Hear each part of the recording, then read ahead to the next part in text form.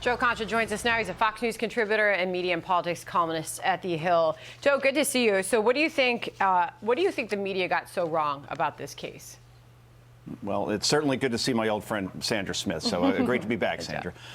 Look, the old mantra in media used to be, and it was at UPI, I believe, get it first, but first get it right, right? And now it seems like we're rushing to judgment in all these cases, and the new rule of thumb appears to be you're guilty until proven innocent, as we saw with Rittenhouse leading up to this trial, and then suddenly all this news comes out, all this testimony that, boy, we really didn't hear about before as far as what actually happened.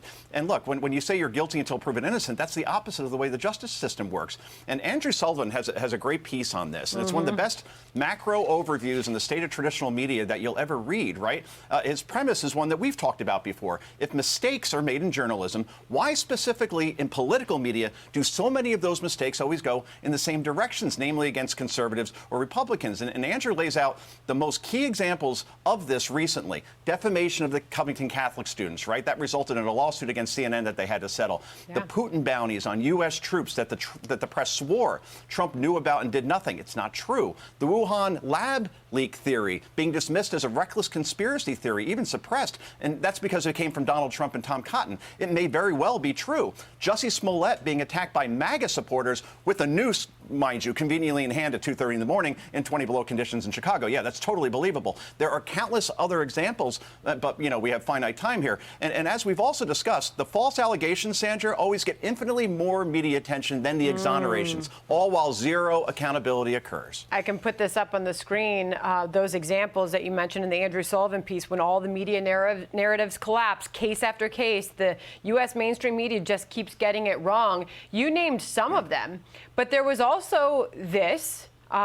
There was Trump colluding with the Kremlin, the Steele dossier. Then the source was charged with lying to the FBI. There was the leaked Hunter Biden emails that were Russian disinformation was the claim, right, Joe? And then Hunter himself admitted the laptop could be his. The New York Times, officer died after being bashed with fire extinguisher, going back to Jan 6th. The medical examiner, Sicknick, died of natural causes. And you've got CRT today constantly in the headlines. CRT not taught in schools is the claim.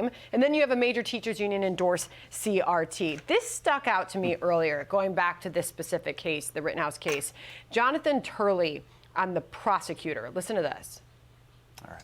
But the other thing that's odd about all of this is it's like watching two different trials going on in Kenosha. You turn on some of these programs and they're praising the prosecutor. The prosecutor has made every error you could possibly list. It's a textbook case of what not to do at trial. So there was that point, but he also talked about the case of two different trials being covered in the media. And depending on where you changed the channel, depending on where you looked or what you read, it was almost like people saw two very different things happening in that courtroom, Joe, and that could have an impact on the verdict that we may or may not get soon. Right. How does this play out in the court of public opinion through the media? And we saw it with Virginia, Sandra, right? When after Glenn Youngkin wins, then suddenly we're hearing on other cable channels how it was white supremacy who pushed him over the line, or Winsome Sears, the first female to win statewide, who's a woman of color in Virginia. Yeah, white supremacists elected her. That makes total sense. Yeah. Only in this country can a white guy shoot three other white guys, and racism becomes the primary focus in media. I'll leave you with this, Sandra. Edelman has this thing called the annual truth barometer. And they found this, and it's a stunning number. Nearly 6 in 10 Americans believe, quote, journalists and reporters purposely trying to lead people by saying things they know are false or gross exaggerations. That's a devastating analysis on the media, because it's no longer about human error.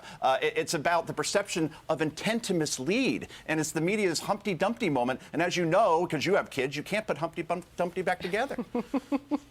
Thank you for closing on that. Joe, it's always good to see you. Thank you. See you, old friend. Hey, Sean Hannity here. Hey, click here to subscribe to Fox News YouTube page and catch our hottest interviews and most compelling analysis. You will not get it anywhere else.